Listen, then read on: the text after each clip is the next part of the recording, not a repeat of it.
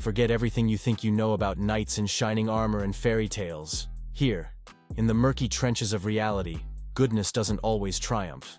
In fact, sometimes, it seems like good guys get pelted with metaphorical stones while the self-serving swagger passes unscathed. Buckle up, for we're diving into the unsettling paradox of good guys finishing last. Have you ever felt like your kindness is a neon sign screaming, "Exploit me" to the world? Like your empathy leaves you perpetually bruised, while those who prioritize themselves seem to thrive? This, my friend, is the shadow side of goodness. The part where selflessness isn't a crown, but a target painted on your back. But wait, weren't we taught to be good? Didn't our childhood heroes always win? The truth is that societal narratives often peddle a brand of goodness built on self-denial. A goodness that hinges on constant sacrifice and ignoring your own needs. This, let's be honest, is a recipe for burnout and resentment. So, what if the real myth is the idea that goodness requires martyrdom? What if true strength lies not in turning the other cheek until it's numb, but in understanding the nuance between kindness and self-betrayal? The integral part of changing this central belief should start with changing your own default go-to thought process. In the quiet corners of our minds, where doubts linger and questions linger unanswered, we've all pondered the perplexing reality. Why do good guys so often finish last? It's a question that echoes through the corridors of our experiences, challenging the very foundations of our beliefs.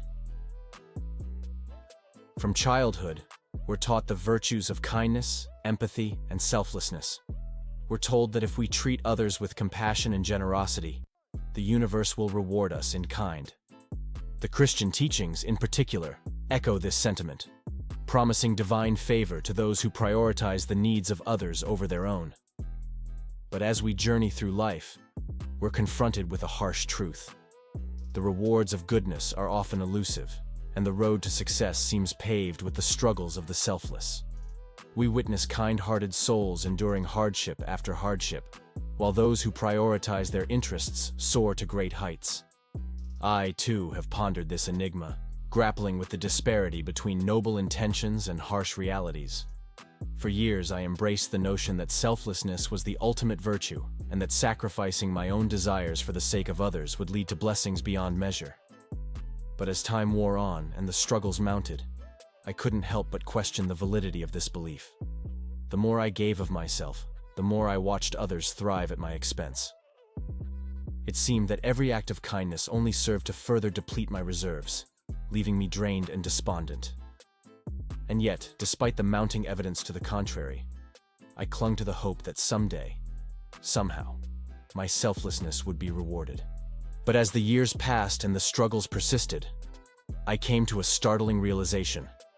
Goodness alone is not enough to guarantee success. In fact, it may well be the very thing holding us back. The notion that we must deny ourselves to serve others is not only flawed but inherently damaging. We've been sold a lie, a deception masquerading as divine truth. The idea that selflessness will lead to prosperity is nothing more than a cruel hoax, perpetuated by those who benefit from our naivety. In truth, it is not the selfless who inherit the earth, but the selfish who seize it for themselves. And so, we find ourselves at a crossroads, faced with a choice: continue down the path of self-denial, or embrace the truth of our worth. It's a daunting prospect, to be sure, to challenge the very foundations of our beliefs. But if we are to truly thrive in this world, we must cast off the shackles of selflessness and reclaim our right to pursue our own desires. It is only by prioritizing ourselves above all else that we can hope to achieve the success and fulfillment we so desperately crave. It's time to shatter the myth of goodness and embrace the power of selfishness.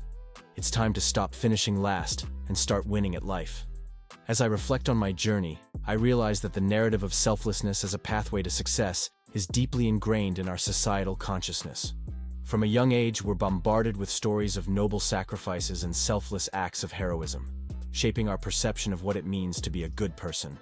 We're taught to put the needs of others before our own, to prioritize altruism over ambition, and to measure our worth by the extent to which we serve others. But what if I told you that this narrative is fundamentally flawed? What if I told you that by neglecting our own needs and aspirations in favor of others, we're not only doing ourselves a disservice but also perpetuating a cycle of self-destruction? The truth is, the world is not kind to the selfless. It's a harsh reality to accept, but the sooner we do, the sooner we can begin to rewrite our own stories. We've been conditioned to believe that sacrificing our own happiness and well-being for the sake of others is noble, even virtuous. But in reality, it's a recipe for resentment, exhaustion, and ultimately, failure. I've seen it firsthand. The kind-hearted souls who give and give until there's nothing left to give, only to find themselves depleted and disillusioned. They pour their energy into supporting others, neglecting their dreams and desires in the process, all in the hope of someday being rewarded for their selflessness. But more often than not, that reward never comes. So where does that leave us? Are we doomed to a life of perpetual self-sacrifice, forever chasing after an elusive dream of divine recompense? Or is there another path? A path that prioritizes self-love and self-preservation over altruism and self-denial? I believe there is. It's time to challenge the status quo, to reject the notion that selflessness is the highest virtue, and to embrace the radical idea that we are worthy of our own love and care. It's time to stop waiting for permission to prioritize ourselves and start seizing our own destiny. But make no mistake, embracing selfishness does not mean abandoning our compassion or empathy for others. It simply means recognizing that our own needs and desires are just as valid and important as anyone else's. It means setting boundaries, saying no when necessary, and unapologetically pursuing our happiness and fulfillment. In Don't Be Stupid, Be Selfish, you will discover the transformative power of prioritizing yourself. This book is your guide to breaking free from the chains of self-neglect and stepping into a life of empowerment and success. You can get this book by clicking the link in the description below. Dive into the pages and start your journey towards a more fulfilling and successful life today.